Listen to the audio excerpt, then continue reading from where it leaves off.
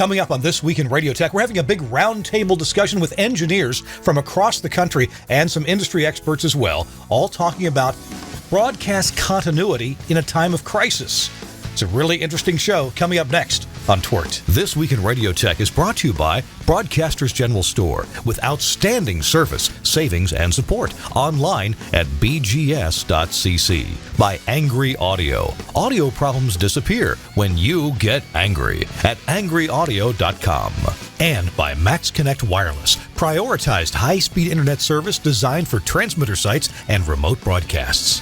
Hey, welcome into This Week in Radio Tech, the show where we talk about everything from the microphone to the light bulb at the top of the tower. I'm Kirk Harnack, and I'm here in the Telos Alliance studio, as you can easily tell, here in Nashville, Tennessee. Thanks a lot to Telos for giving me an hour and a half off to do the show, to bring you information about the broadcast industry and broadcast engineering, radio engineering specifically, and also to provide some of the gear that we have here in the studio. So thanks a lot to the Telos Alliance. We do the show every week. If this is your first time watching it, thank you for joining us. And be sure you go subscribe to the show. You can do that by going to YouTube and finding This Week in Radio Tech. And just hit the subscribe button. We're produced by the GFQ Network, so we really appreciate their work too. So I'm Kirk. I'm part owner of some radio stations, and I work full-time for the Telos Alliance, trying to help match up customers, radio stations' needs with the equipment that we make, and show people how to use that gear and apply the technology that we're so good at bringing out. And I want to introduce my co-host from some location in the Big Apple, New York City. It's Chris Tobin. Hey, Chris, welcome in. Hello, Kirk. Yes, I'm top of the balcony at my friend's home office. He's got a lot of operations going on today from home. Actually, this week he's going to do it. So he gave me some bandwidth and a space outside the chaos that's going on inside. So I thought it's best to be out on the balcony. Why not? It's a beautiful day. I'll quickly briefly show that to everyone. There you go. There's a nice shot of the skyline and buildings going up. So yeah, why not? And, with the brisk breeze, I don't have to fear any viruses lingering around, just flying right by me. So I'm good. So today we're doing a little bit of an unusual show. We actually pre-recorded this a few hours before we're airing it. The information's not old. It's the same information. But we have a lot of guests today. We're having a roundtable discussion. This is really the first time that we've done this on This Week in Radio Tech, had a roundtable discussion with a lot of guests, each with a different area of expertise.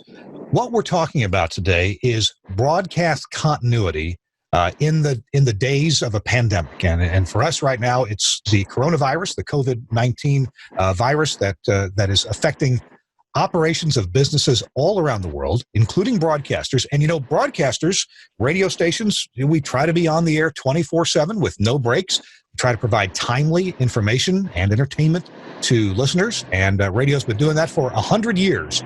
And it's a great tradition, and it's a great service that broadcasters provide. So to get everybody together, we're actually doing the show with the help of Zoom.us, and we're doing automatic camera switching. So each of our guests, when it's their time to talk, they're going to speak up and talk. The rest of us will try to be quiet during that so we don't accidentally get a camera switch to us. But bear with us. We're not using the services for this part of the show of our usual producer, Suncast, and he usually does a great job of camera switching. So if you see some bad camera switching, it's not Suncast's fault.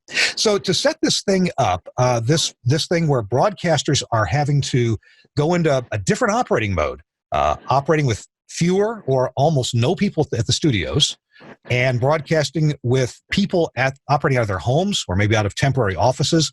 We're going to find out what people are doing. First of all, let me just turn it back over to Chris Tobin. Chris, what are things like there, either at your station in Newark or what you know about what's happening in New York City? Set that up for us.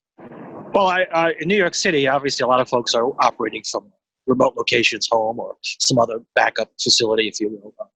At our radio station, what I did was we have about 12 laptops, all the same model, same configurations, and we use it for usually pledge driving and fund drives and stuff. So I set everybody up remotely. So since last week, everyone's working from home, and the reason I use the same laptops for everybody is so that if I get a phone call with a problem, I know the configuration. I don't have to panic and say, which laptop is it? Oh, you got the Hitachi. Oh, I have no idea what we did with that. No, they're all the same, so I know immediately where to go, and I can remote it. I have all the IP addresses, and they connect it to the VPN server so I can find out where everybody's at. So right now, as of about 2 hours ago, I think we've got 3 people in the building. operations announcer, and that's it. Everybody else is operating from home, doing just fine. It's the IP phones. They're on connected just as if they're in the office, but physically not. So it's good. We did a conference call this morning with staff, video conference call using Zoom, and it worked out just fine. So we've a number of our guests are directors of engineering, either in local markets or for local market, as well as regional in a regional area. And so we're going to go through here and talk to some of those engineers. And the purpose of this episode of This Week in Radio Tech is to apprise you of what other engineers are doing or having to do to keep their stations running, and also to give you, the listener, hopefully you're an engineer or a broadcast enthusiast, or maybe you're an on-air talent, to give you an idea of what you can do to maybe improve your operations during this time of a crisis. So I've got a number of experts here, and I'm going to just randomly pick. Let's go to Orlando, and Mike Spry is with us. I've known Mike for years. He gave me some terrific computer advice. I mean, 20 years ago. And Mike, you're in Orlando. You're with the iHeart stations. Tell me what's going on there. Well, Kurt, most of what we're focusing on is what if we can't come to the studios. So we're concentrating on getting everybody set up remotely, as most people are.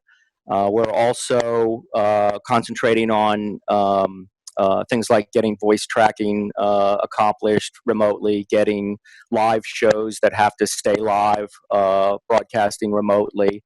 It's all about, if our building becomes infected, what will we do to keep the stations on the air?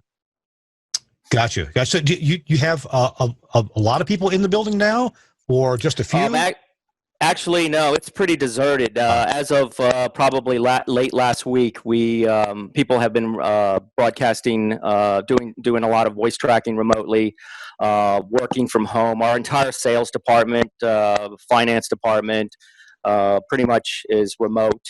There's probably only a dozen people during the day in the building, if that, and 3 or 4 of them are my staff as we're trying to get things ready. Seems like the toughest kind of show to do outside the building would be a sports talk show that are usually very lively with in-studio guests and lots of phone calls. Are you able to do a sports talk show remotely, or is that it's still being done in the studio, or do you have one?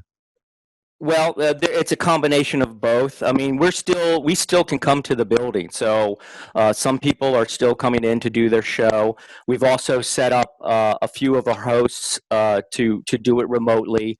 We use a lot of IP codecs, mostly Comrex. So we're using apps that interface with those products.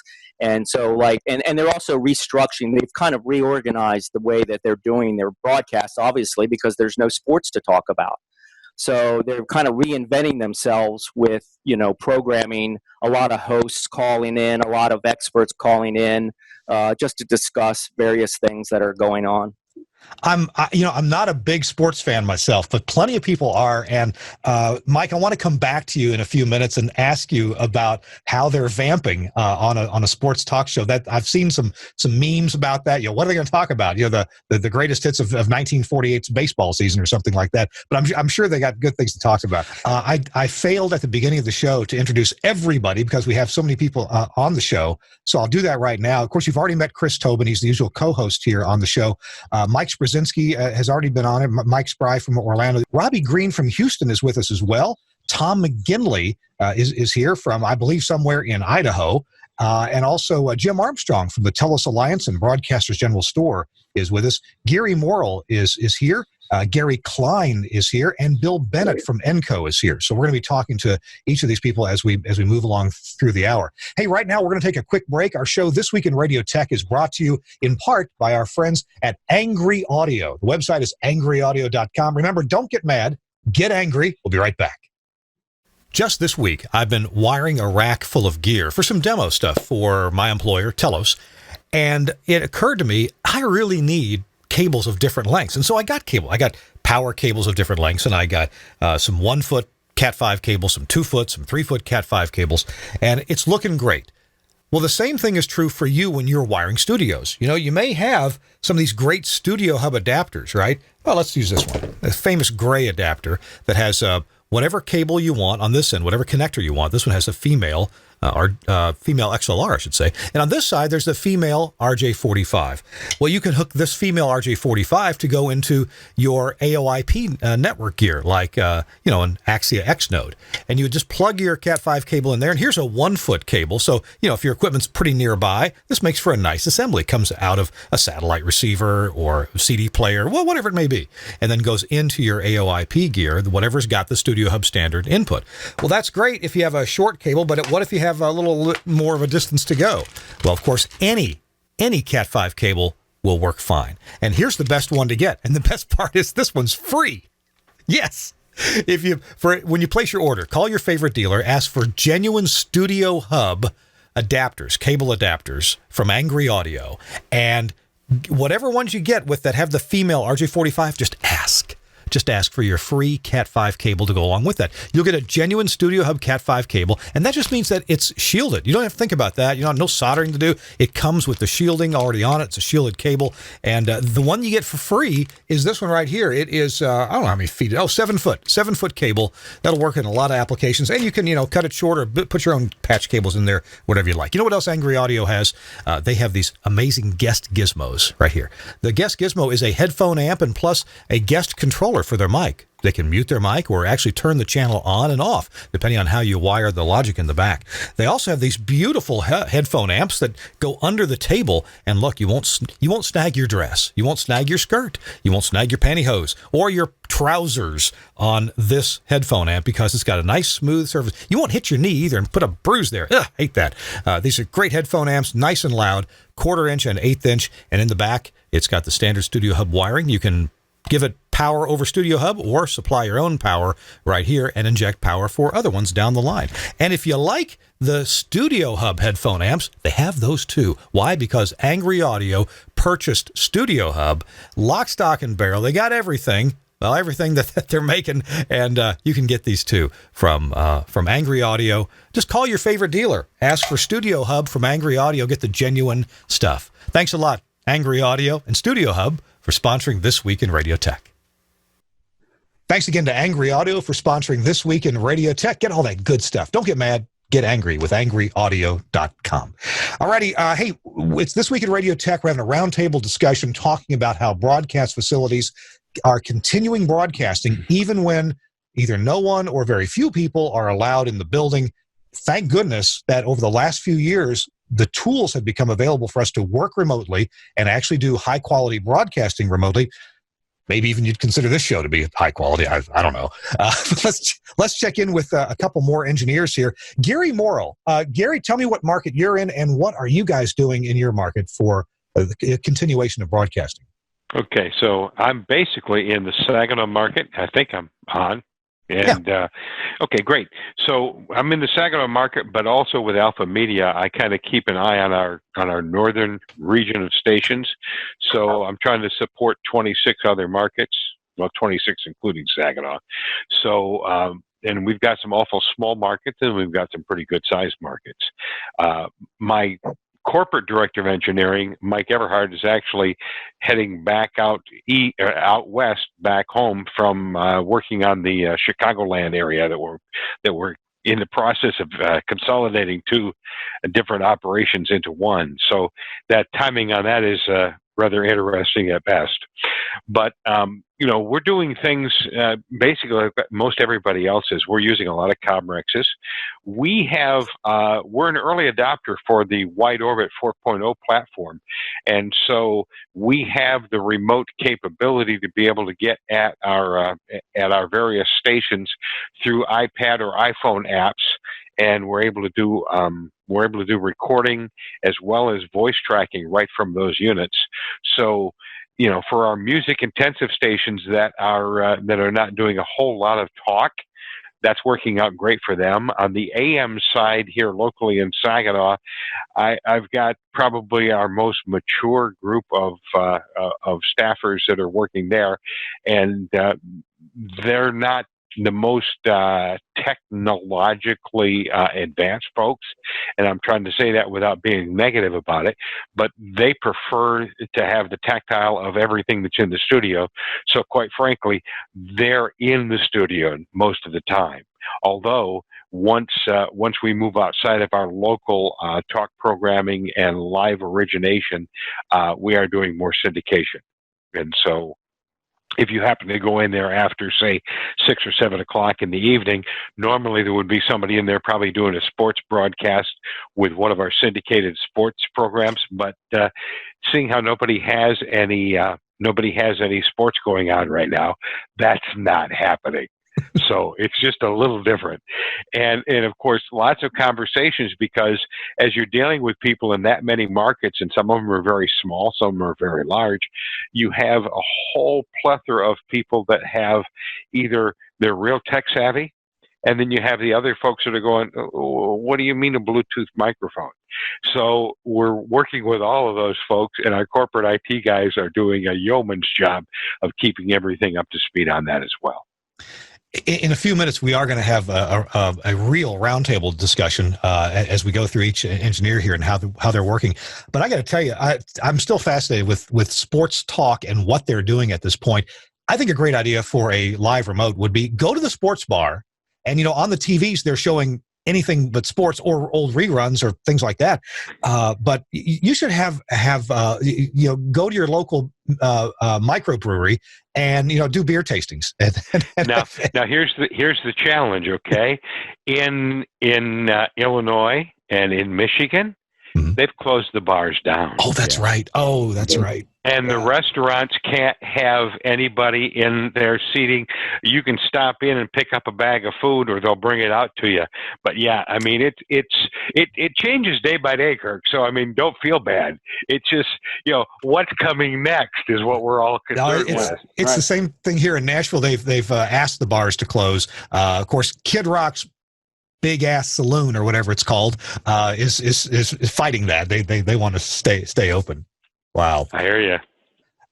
Robbie Green. Robbie, you're in Houston, huge city, a lot of stations, very active facility there. You're part of Entercom, I believe. What's happening with you guys in Houston? Well, right now we've adopted a work from home protocol for most of the staffers in the building, but we do still have air talent operating in the building. I'm actually here right now. I'm in our live performance space. We've got everybody set up to remote voice track from home if that becomes necessary. All the machines are set up and distributed for that. Plus, on our sports station, we actually purchased. We hadn't actually used these before, but we purchased some Comrex Opals a few days ago, and I picked up some $89 refurb Chromebooks and put together some little remote kits for our sports talk talent based around those. And I'm actually set up where we can run the board and control our wide orbit automation remotely for that station if it becomes necessary to have everybody distributed in different places. We have the same concern here that some of the other locations mentioned, like Brian there in Atlanta and everything. Our building has 600,000 square feet of rentable space. We have 30,000 of that. And, we think that it's not a matter of if, but perhaps when someone's going to be diagnosed in the building. And I've already talked to building management. They're going to shut down for a decontamination period if that happens. So we're just trying to be positioned as best we can for that eventuality. I meant to ask some others, Robbie, but I'll ask you, how are you guys handling the generation of logs? Well, that's actually all of our traffic people have been working remotely since late last week, and the program directors all have the capability of doing that remotely. We actually have a secure portal that everybody can go into and dump them directly into our wide orbit system. Chris Tobin, I'm detecting some commonalities here in the stories we're hearing from Mike Spry, Geary, also from Robbie Green. And what are you noticing that's in common amongst everyone's story here? Working from outside, getting prepared for the worst case. What else? We're all using various technologies to make it happen. it's going to be interesting to see how we go. I'm pretty amazed that. Well, it just makes sense. I mean, most people have internet at home. Most people's internet is good enough to handle media, right? Yes. Yes. I mean, Well, bear in mind, most of radio, the audio bandwidth is less demanding than if you're a TV station doing video. So you can get away with a lot of different bandwidth connections, from DSL up to cable modem and beyond. I just saw that here in the Nashville market, which is TV market 29, maybe it's 29, one of the local chief meteorologists, lady named Katie Morgan at the Fox affiliate, she has just set up a studio in her home, and she doesn't have a green screen. She has a white screen. I think at the station they can wipe that out and replace it. But so she set up to, if she has to, not be able to go into the TV station to do her work there. So that was kind of, I just saw that as a story on Facebook. Hey, we got Tom McGinley from Missoula, Montana. Tom, I'm sorry I got your state wrong earlier. I'd love to come visit you in Missoula. That would be just awesome. I've never been to I've been to Montana, never been to Missoula. Tom, you're with the Town Square stations there, right? I am, Kurt, and thanks very much. You're invited out anytime. Not only do I do the engineering at Town Square here with 7 stations, we also do the chief engineering duties over at KUFM, FM and TV at the University of Montana. I took that gig on in July, so I've got a couple of tasks going on here, and I just happened to think when you mentioned, what the technologies are and everybody's using to keep the stations running. Every 100 years or so, they say a pandemic hits the world. Imagine if this had hit even 20 years ago, when we didn't have the internet and IP connectivity we have now. The challenge would be a lot greater and the hill would be a lot steeper for broadcast to stay on the air and do what they're doing. Probably. But anyway, getting back to what we're doing out here, luckily we have not had any confirmed cases in our general area here of the COVID-19. There are some scattered elsewhere in other markets in Montana, but they've been very, very cautious, and they've decided to do pretty much what everybody else has been doing. They've shut down the bars, restaurants are takeout only. Our buildings are still accessible by our talent, and it's just minimal staff allowed to go into the radio stations to do their shifts and then leave. All of our traffic and whatnot is handled out of town through internet connections. And as far as doing live shows remotely, we've talked about how we would do that. While we do have a Comrex access system available from sports, we've talked about perhaps just doing the iPush and the iRemote connectivity for our next-gen system. We're just months away from converting from next-gen to Zeta. And in Zeta, as most folks know, the remote connectivity to do live shows is a whole lot more flexible and feature-rich. But with next-gen, it's not so much. But for now, we're hoping that we can stay hunkered down and get through the blitz here of the newly found cases, and we'll escape most of it, and they will not close our buildings. We'll have limited staff access to continue to keep these stations running. But so far, so good, and everybody's on the air, and everybody's still healthy. Tom, you said something really interesting there about if this kind of thing had happened 20 years ago, and of course, really maybe even 15 years ago, when we had DSL connections in our homes, and it was slower, we couldn't do what we're doing now. That would be something else. Wow, absolutely right. The IP connectivity has changed the world forever and made it a whole lot easier. So Gary Klein is here, and Gary has, I think, a pretty wide view of this, because Gary has he's a consultant now in the broadcast engineering world, and he's got customers literally all over the world. Gary, what would you like to add to this conversation about how people are continuing with their broadcast capabilities? Well, and I said this in an article I did with Radio World earlier this week that is on their website. First, certainly to the folks that are on this call, and they know how great a job they've done. But to all the engineers that are out there here in the United States and around the world, because in Denmark, in Germany, and France, Italy, Australia, many of our colleagues that probably are watching this right now, or rather will be watching this when it airs, they're all going through the same thing. They're all having to figure this out in a hurry. So a couple of thoughts. One, great work to everybody. What I said in the Radio World article was, this is what we do. This is when we rise and shine as technical, professionals, media professionals.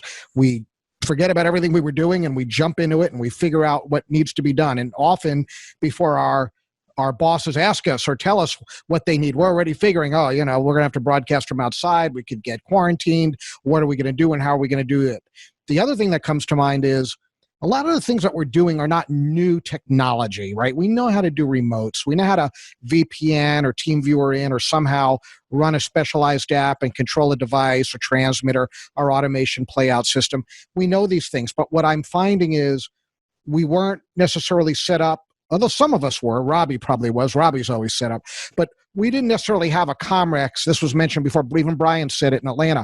We didn't have a Comrex or IP codec from Tyline or Digigram or whoever ready to run right out and put it on 6 or 7 or 8 stations at once. We may not have had all our firewall ports open for multiple IP remotes at once and or software set up to control things at once. Some of us may even have consoles that don't allow easily for that, and we had to improvise. But somehow we're making it happen, and we're doing it in a hurry. I think it wasn't that we didn't necessarily how to do all these things.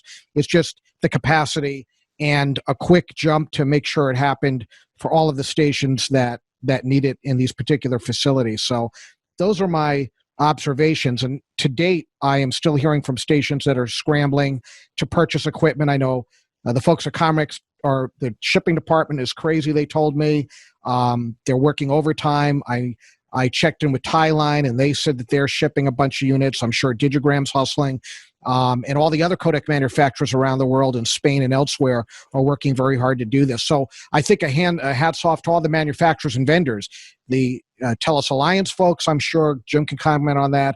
The folks at the other console manufacturing companies like Wheatstone and the others that serve our industry. They are all working very hard to make sure we're taking care of. Some have sent out emails to let us know that they are there, maybe certainly with a reduced staff, but they're there for those emergencies and for those needs that we have. So I think we want to thank them as well. Those are my observations from afar.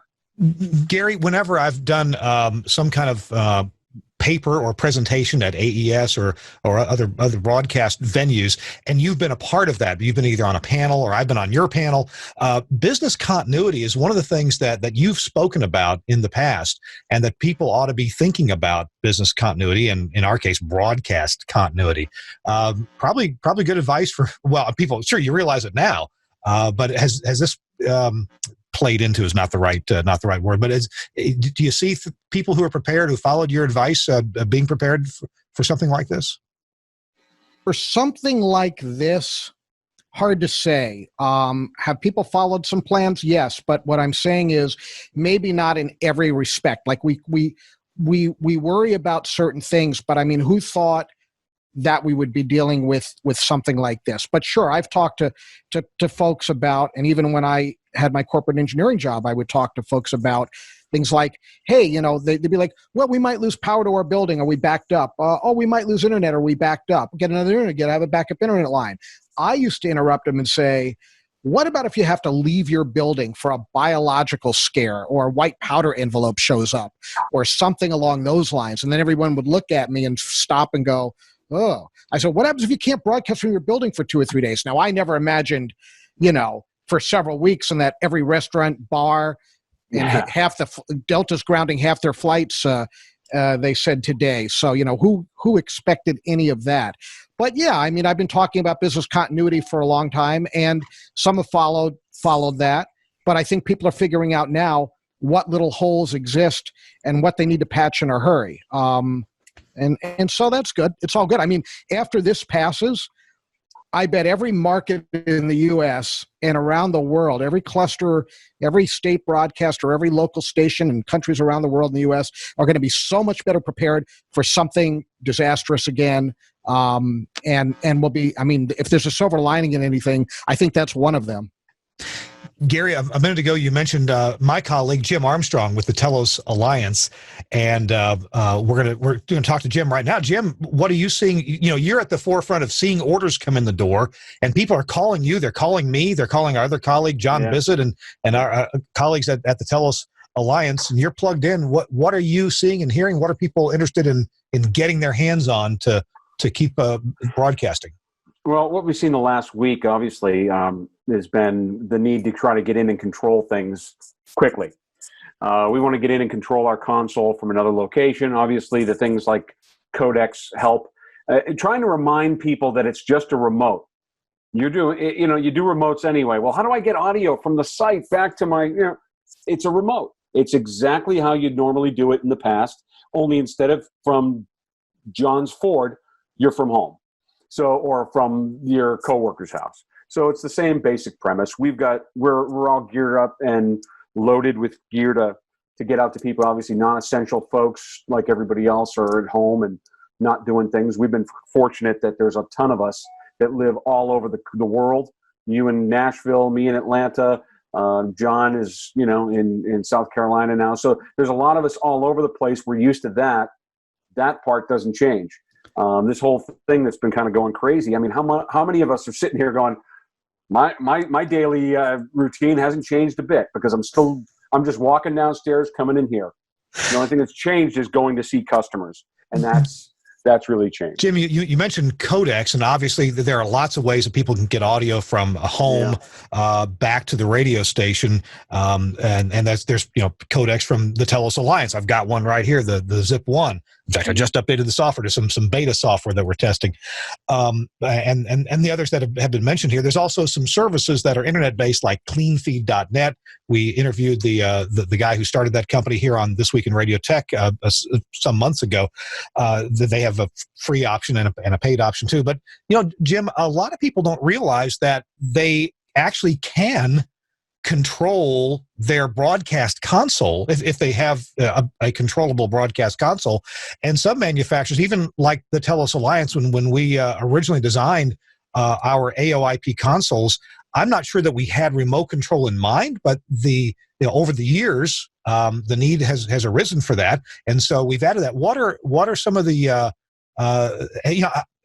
people? I guess my point is people may not be aware that they actually can remote control their console, and they can remotely affect router switching. Hey, I don't want this studio to go on the air. I want to put my remote studio on the air directly. I'm going to play everything from here for the next 4 hours. What are people's options for remote controlling what's left back at the radio station?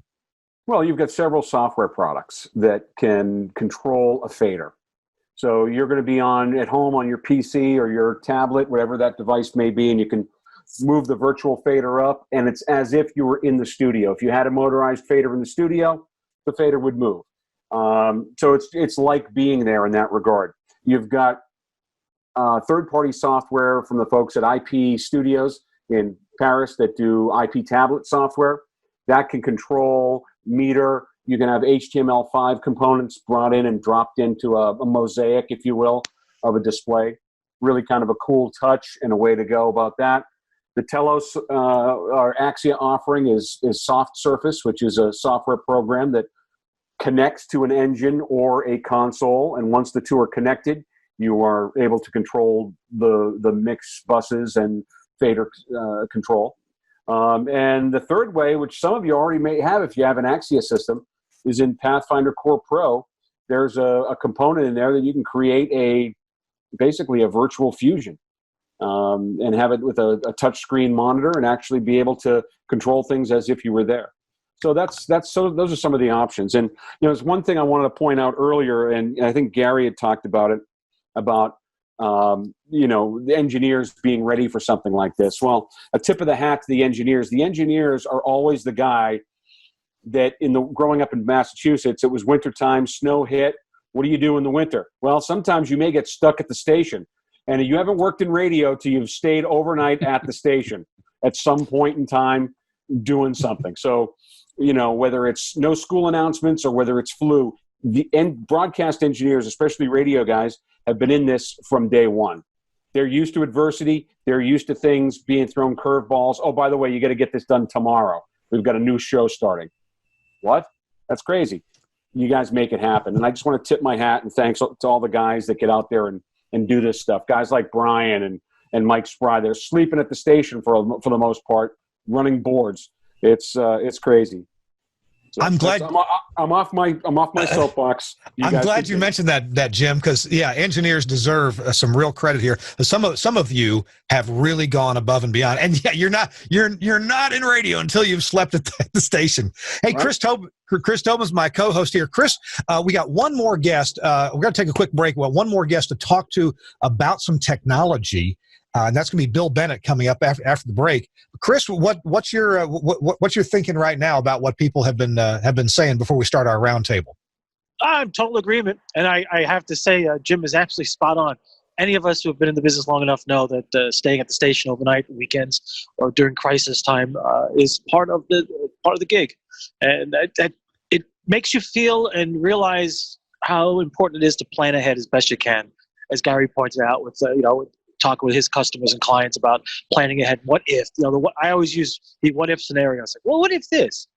Can't think of everything, but you try to have a foundation that you can at least work from. So it's fascinating. But Jim's right. If you really haven't enjoyed the business until you've spent the night at the station, that goes for television as well. So one of the companies that's really on top of technology is Enco. We've got Bill Bennett here to talk about that in just a minute, about some cloud and remote control solutions. And then it's our big round table where we're going to just pass ideas around and talk about the meat and potatoes about what we're doing. That's coming up right after this word from Broadcasters General Store and Innovonics. We'll be right back. The Aaron 655 is the latest addition to the Innovonics family of rebroadcast receivers, designed specifically for FM broadcast translators, also referred to as relay transmitters. The Aaron 655 is unique as an uncompromising DSP-based HD radio and FM receiver combined with a powerful 3-band audio processor and dynamic RDS encoder. IP connectivity adds streaming capabilities, and a web browser interface gives you total remote control of the unit from any PC or mobile device. The Aaron 655 gives you maximum flexibility for program sources. Select program audio from analog FM, digital channels HD1 through 8, streaming sources, and analog or AES digital line inputs, all with assignable failover audio backup. The internal RDS encoder allows you to customize your RDS messaging. You can use incoming off-air RDS data, convert HD radio pad data to RDS, convert streamed metadata to RDS, or receive IP telnet data. Comprehensive audio processing includes gated and windowed AGC, a unique syllabic leveler, 3 bands of compression, and both wideband and independent HF limiting. Easy setup is achieved by using 10 factory presets and 10 customizable presets. The processor also supports day parting, allowing automatic preset changes to follow different programming formats throughout your broadcast day.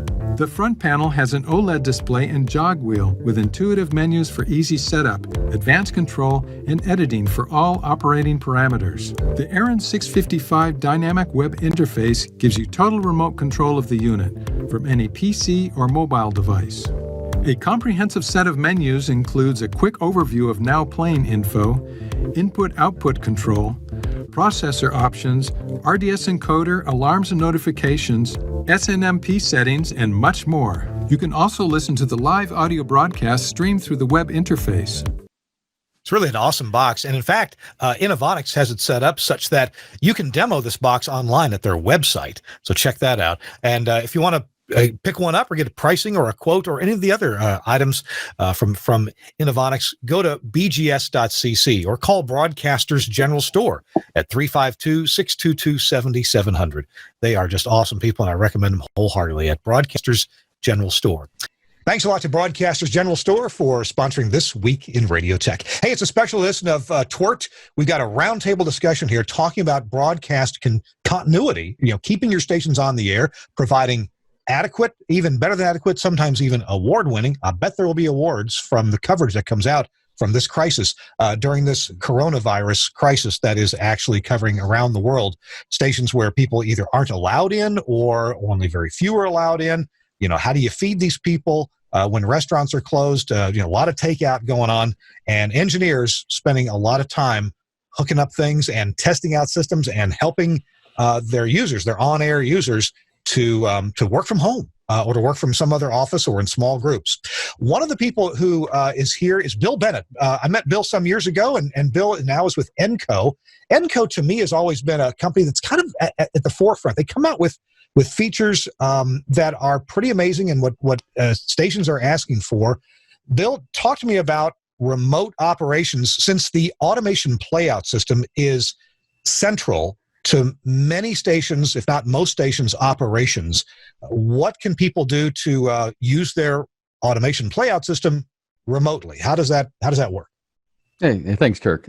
I'm glad to be here and brought onto this topic because, Enco, we kind of like to invent. We kind of like to get playful and creative, listening to what customers want and where we see things coming. And one of these aspects is, what do you do if your station, has to go dark for some reason? I've been talking about this topic since last summer, and I kept thinking viruses that you get when you click on an email. I never thought it'd be a virus that we're dealing with as humans, but it's yet another factor that you kind of have to plan for. So traditionally, people are used to, servers, in our case, running our DAD application, physically located at their studios. They have that, and they're probably doing some backups to physical drives, external drives, SneakerNet, something like that. The cloud has been growing completely beyond expectations over the last 15 years, and especially in the last 5 years. We've gotten comfortable with realizing it's a comfortable opportunity to put a lot of data there to protect things in another location. Not to move your entire transmission, broadcast facility, what have you, not to source all of that in the cloud, but maybe have a backup plan with the cloud. So as we move forward with this idea with customers, we've developed a couple of things. One is called our WebDAD interface, which is taking the Enco DAD product, which is our cornerstone for automation of playout, and putting a web interface on it, right, and making it HTML5 compliant so you can run it in a browser. And then all of that, because it's software, is something that we can run on a virtual machine in the cloud, which is what we're doing with it. So you've got it at your station, and you've got it in the cloud. And then we use another one of our products called Gateway to constantly synchronize the audio files, playlists, logs, and what have you. However, and we're doing it over a VPN line. However, we're all very much aware of data security. These are not like hot backups of the operating system completely across. If your system gets impacted by a virus at the studios, it's not, in our design and architecture, we make it very hard for something like that to ever get through all the way to the cloud. We're aware that you can't just make a copy. You have to be careful about it. And so you have that aspect. There's your content in the cloud. But what happens if you're working at a station and instantly there's a contractor outside and they hit the gas line and all of a sudden you guys have to run out right away? Our concept is that you do that and you've got your content backed up all the time in the cloud in real time. So you run to the nearest Starbucks, or maybe not next door, right? If they've got a gas leak, try one down the block. And you go there and you open up your laptop, and assuming you have an IP connection to your transmitter, because you've got DAD running in the cloud. Also, by the way, another Telos product, right? Very popular in this session we're having is Telos products. You have an IP streamer running as software on the VM in the cloud. You can take a stream from that and redirect that back to your transmitter. And so all of a sudden you go to your backup line, and that's the IP connection from the cloud. And you literally can do that during the same song. But you also, because you're talking about IP streams, can redirect live streams. Maybe you've got a sister station that generate in there, maybe in another market, or they're just fine, another building. You can take their stream and just redirect it to your transmitter and go on with that, temporarily at least, if you have to. And the beauty is, because it's in the cloud, it's constantly running the same app you were using and same versions in the studio. The log files and the playlists and the as runs are still being populated as well. So your ad folks like that as well. They know what was really aired. So, that's kind of the environment, all controlled through a web browser on a laptop. Just You know, make sure that's really interesting. You brought up the fact that if something goes wrong, you might want to have a way prefigured out to subscribe to your streaming and put that on your transmitter. And actually, about a week and a half ago, I had to do that. I had a power supply failure for kind of somewhat famously. I built an IP radio link it's been 5 years now, that ran 4 live wire streams out to a rural transmitter site with 4 FM stations on it. We still own 3 of those. One of those has gone to another broadcaster.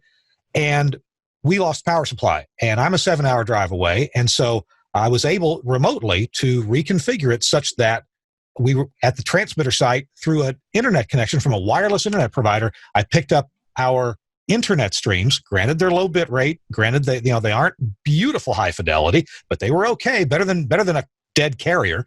And we put those on the air. And then within we ordered in a power supply. Should have had one. I think we actually had one, but the general manager couldn't find it. And got back on the air the real way. But yeah, cloud-based stuff can be really, really valuable. Hey, I guess, Bill, thanks for that contribution. Sure. And people should look for vendors that, if cloud-based is interesting, or a combination of cloud and local-based to get you the features that you want. I'm delighted to see these automation companies making available cloud-based stuff. And several of them are. In fact, Rivendell 3.0 now is designed to run in virtual machines. Doesn't have to be cloud-based. It could be local. But the point is that people are doing this, and I'm glad to see that Enco is a real pioneer in this as well. Hey, we should open this up and have a roundtable, guys. You've heard each other's comments at this point. Let's get the discussion started in things. Maybe you want to ask each other questions, or how have you done something, or maybe you've got a piece of advice that you're just itching to get out to our listeners, thousands of listeners and viewers. What would that be? Chris Tobin, maybe you can. I don't think I'm any good at this. Chris Tobin, maybe you can start with a topic, and others can chime in on it. Well, I'll tell you what, I've always been a proponent of the workflow solutions. And as a matter of fact, this week, talking with our programming consultant about what to do for the next phase of what's going on around us, as far as if we have to vacate the building. Thankfully, we own the building we're in. We're the only tenants. So we've disinfected the building, and the only people coming and going right now are 5. So we're in good shape at the moment.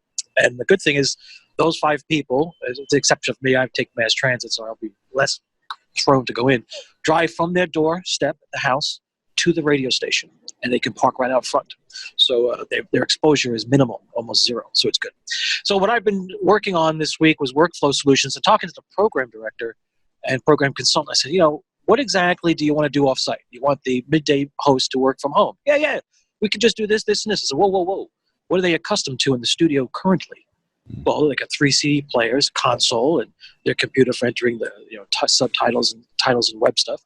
Right. So they're going to do it from home. They have 3 CD players at home on a stack. Do they have a remote switch? They can remote start each one of them?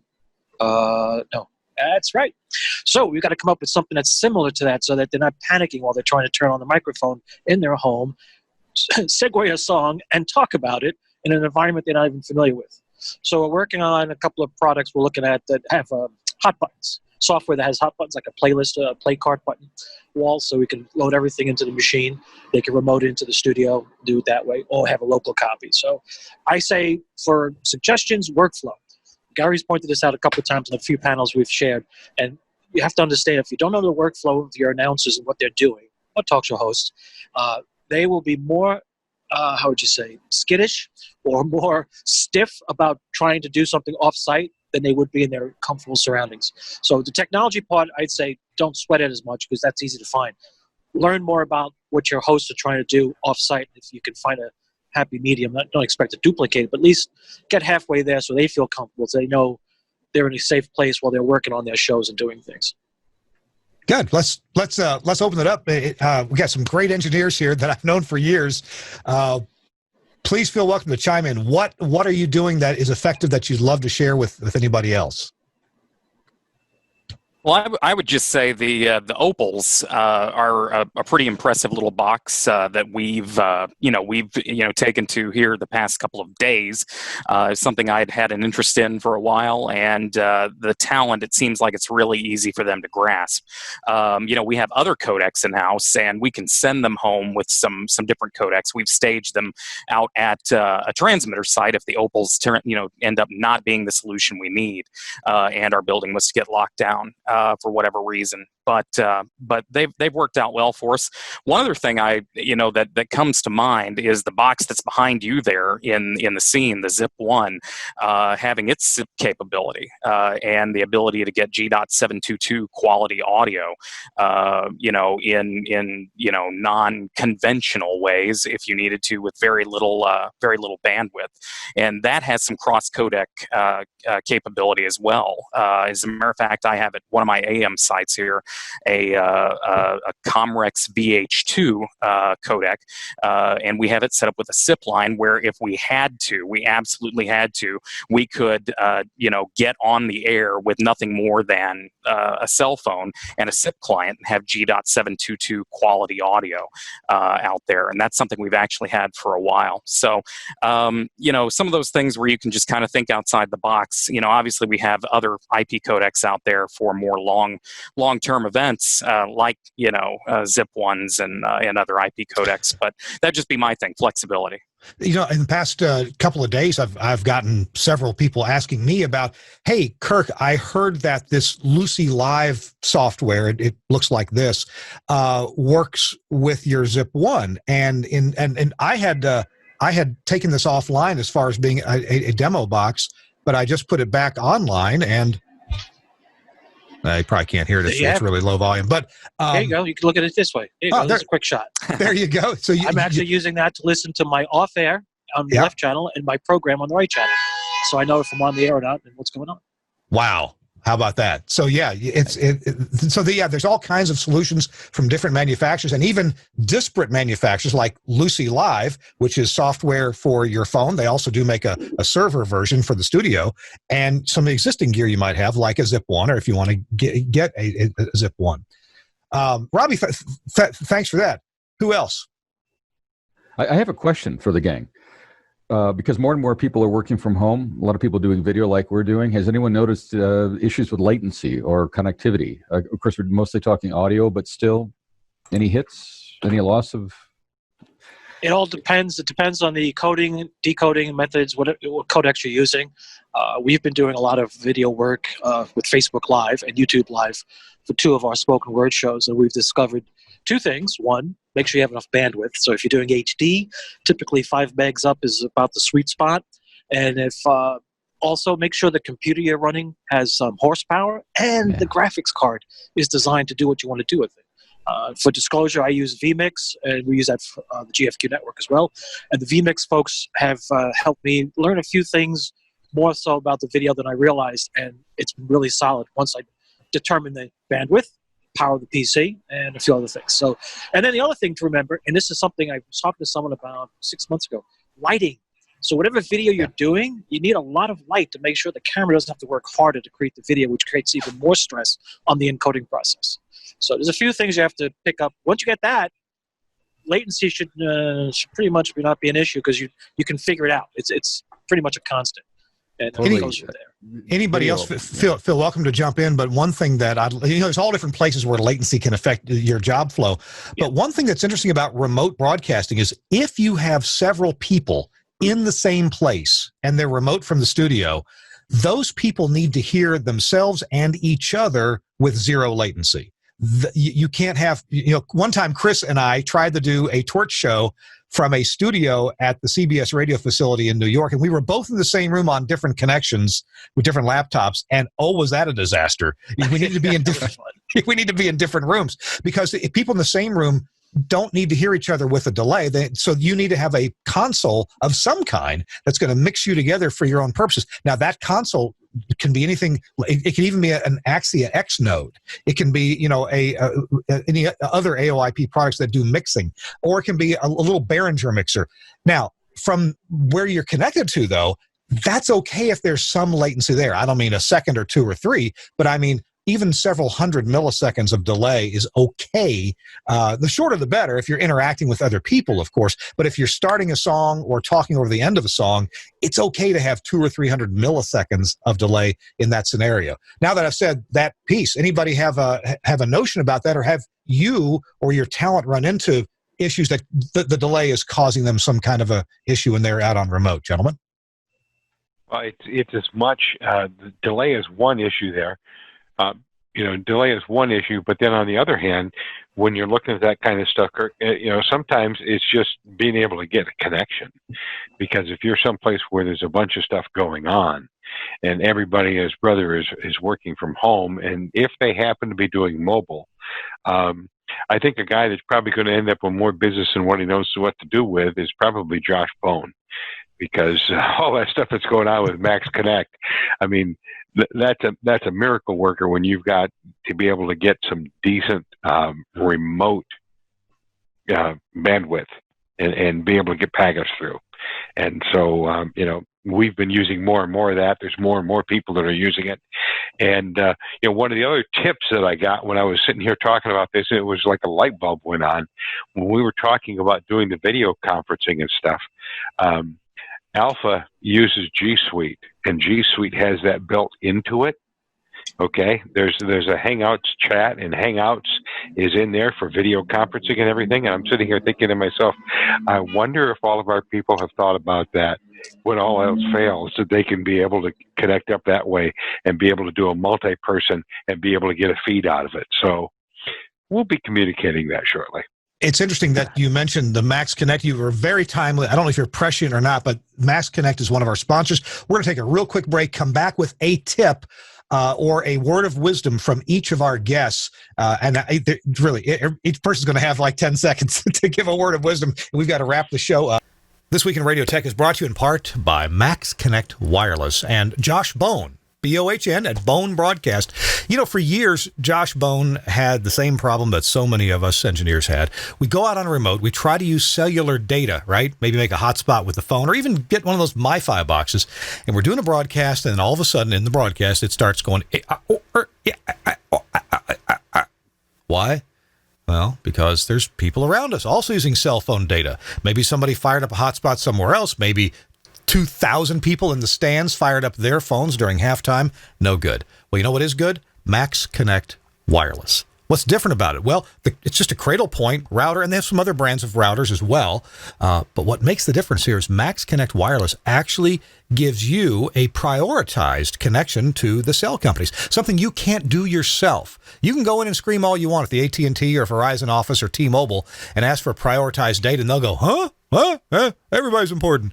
No, Max Connect Wireless, Josh Bone went and did the work, and he got this company, Max Connect Wireless, formed the company and worked with 3 carriers, that is AT&T, Verizon, and Sprint, to give you real prioritized data over everybody else. The only people more important than you as far as the data is concerned are first responders, as it should be, and they don't use that much data typically. So what do you get? Call Max Connect Wireless. Go to the website, maxconnectwireless.com, and look up how to order one of these, or call Bone Broadcast. The phone number's right there on the Max Connect Wireless site. You get a router, you get the paddle antennas to get you connected to the wireless network. These are SMA connectors, so if you have an external antenna, let's say you're a little far from a cell site, you can just put your little Yagi antenna there and get you some better range there, or you can have this inside your station van and put antennas on the roof. Do all that. This also has, it can have dual SIMs. This one does. So I can go with AT&T or Verizon and get prioritized data on either one of those. You got a LAN connection right here. So you can get a wired connection to your laptop, your computer, whatever you need to do your audio over IP codec, whatever it may be. Works with all of them. And if you want to do some Wi-Fi, well, they got Wi-Fi antennas for that purpose too, and a place to plug those in on the unit as well. Max Connect Wireless, it works when your phone doesn't. It really does. As far as data is concerned, it'll get you on the data channel on the nearest cell tower, and get you going, get you on the air. We've used it here at This Week in Radio Tech, and we've also used it at the SBE. And let me tell you, literally hundreds of broadcasters are using Max Connect Wireless now to do real remote broadcasts and And as a backup for their transmitter site, it works great for getting audio to the transmitter site if things are down otherwise, like the tornado that hit my STL tower. Check them out, maxconnectwireless.com. Thanks a lot for sponsoring This Week in Radio Tech. It's a roundtable discussion here. We're talking about broadcast continuity, keeping broadcasting during a crisis like the coronavirus crisis that's going on around the world now. We've got some great engineers and a factory rep here with us, and we're going to have a quick word of wisdom. This is the lightning round. How about that? I just stole that from somebody else. The lightning round, and let's start with Bill Bennett. Bill Bennett, Enco, go. All right. Hey, cool. So for your network connectivity, file access, what have you, don't just change to some passwords that are unique, but always use two-factor authentication. It's a little more complicated. It slows things down, but you're going to need that extra barrier. As you trust more and more things out in the wild on the internet, you're going to need extra protection, two-factor authentication. That is great advice. I'm starting to use that on my critical things. That's terrific advice. All right, next in line, lightning round. Gary Klein, go. We hope and pray that none of us get sick or any of the people watching this get sick. But if you get sick or you're quarantined because somebody you know might have been sick or tested positive, and you're fine, but you're quarantined, think about this. Who's your backup? A lot of complicated systems, codecs, and other things going on in your facility now as people broadcast remotely and access systems remotely. Who is your understudy? In a big company, in a corporate company, probably somebody from another market, and that's already been figured out. But if you're a contract engineer or you're a single lone engineer in your market, who can take over for you if you can't go to work? And so many markets are down to one engineer, even for multi-station clusters. All right, next, lightning round. Gary Morrill, Saginaw, Michigan, go. Okay, this is real simple, and it may not be technical, but let's face it, there's people involved, and as people are coming to you, and sometimes they're a little bit panicked, and sometimes they're just freaked out because this is not their normal modus operandi, just remember to keep an even keel, because as the engineer, they're going to feed off of you. If you're freaking, the whole place is going to go nuts.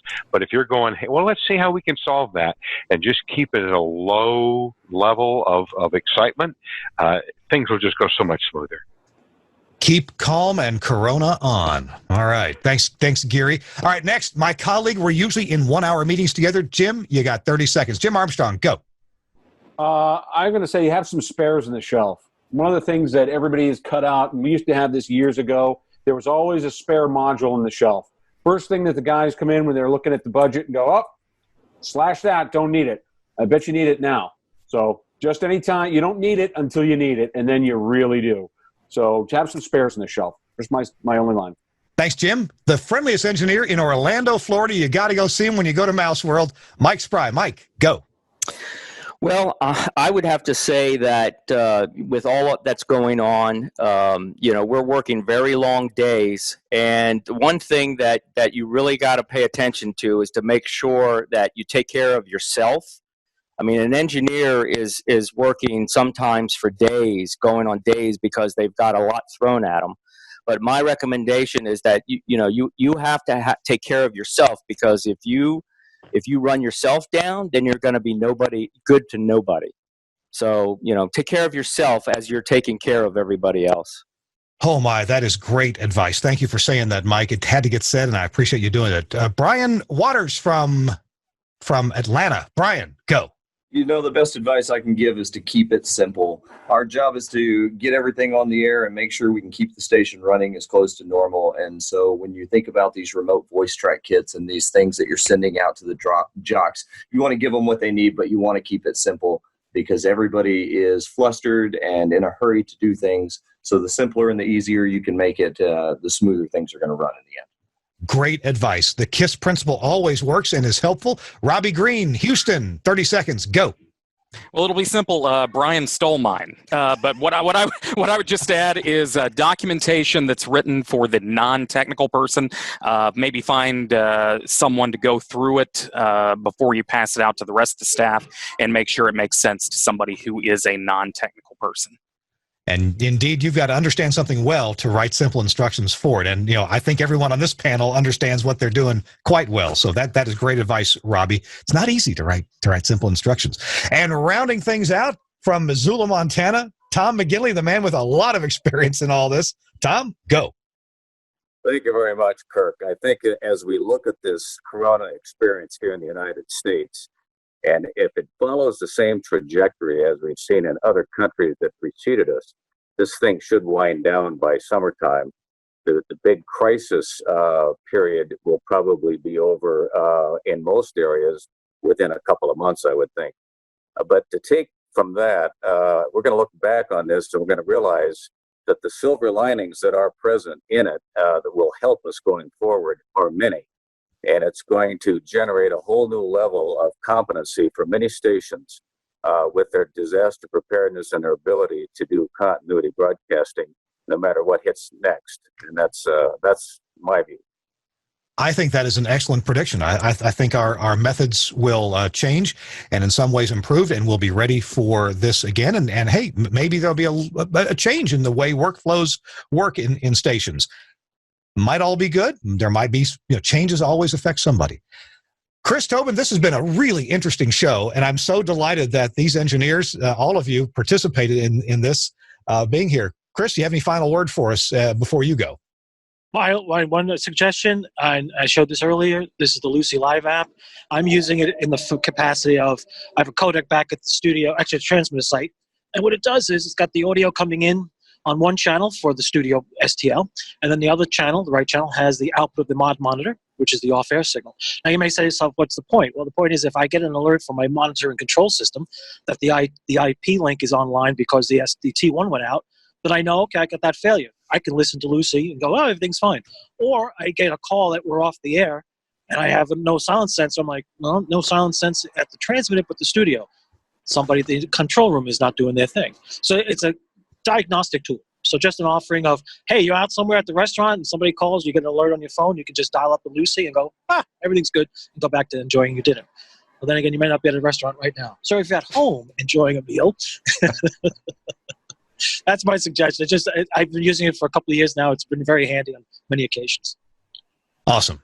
Terrific. Thank you all so much. We're going to wrap things up. Now we've just been having this roundtable discussion and hearing from engineers in different markets, also manufacturers rep Jim Armstrong and Bill Bennett from ENCO, all here to talk about engineering during the time of coronavirus or anything that wants to interrupt broadcast continuity. Thank you, gentlemen, all for being with us. And I want to say thank you to our sponsors, Angry Audio, Innovonics, Broadcasters General Store, and Max Connect Wireless. Also, thanks a lot to Suncast, our producer, who actually put the end product together. Thanks a lot. And thanks to Andrew Zarian, the founder of the GFQ Network. Please tell your friends about this show and encourage them to watch it. Go to our YouTube channel and subscribe there. Our website is thisweekinradiotech.com. You can follow us on Facebook and on Twitter as well, and as well as LinkedIn. So do that. And hey, if you see any of these great gentlemen at a trade show that might happen in the future, be sure you thank them for their advice and their hard work in their broadcast facilities. We got to go. We'll see you next week on This Week in Radio Tech. Bye-bye.